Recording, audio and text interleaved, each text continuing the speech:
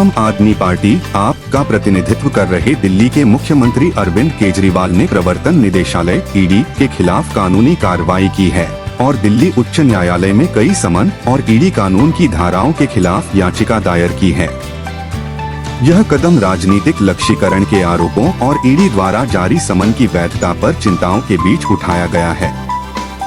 चुनौतीपूर्ण ईडी समन।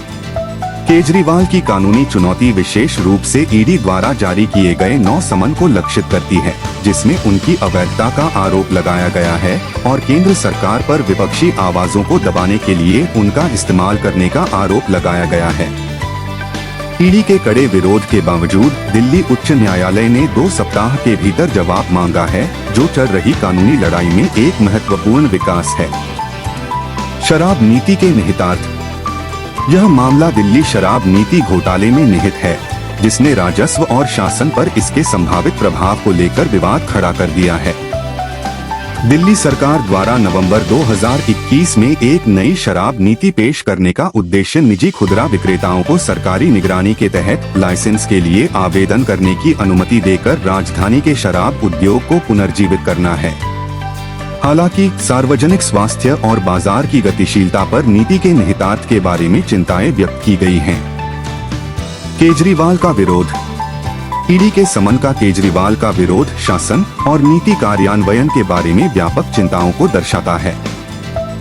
समन की वैधता को चुनौती देकर और ईडी के अधिकार क्षेत्र पर सवाल उठाकर केजरीवाल लोकतांत्रिक सिद्धांतों की रक्षा करना और सरकारी कार्यों में जवाबदेही सुनिश्चित करना चाहते हैं।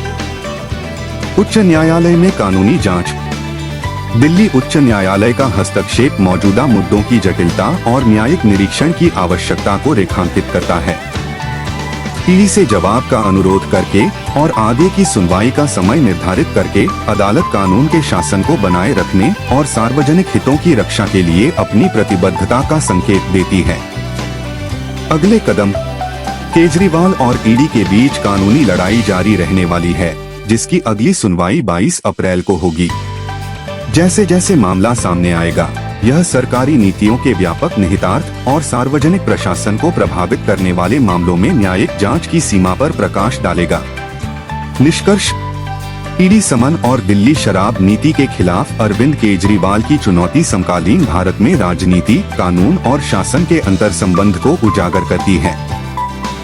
जैसे ही दिल्ली उच्च न्यायालय में कानूनी लड़ाई शुरू होती है, यह लोकतांत्रिक समाजों में जवाबदेही, पारदर्शिता और कानून के शासन के बारे में महत्वपूर्ण प्रश्न उठाती है।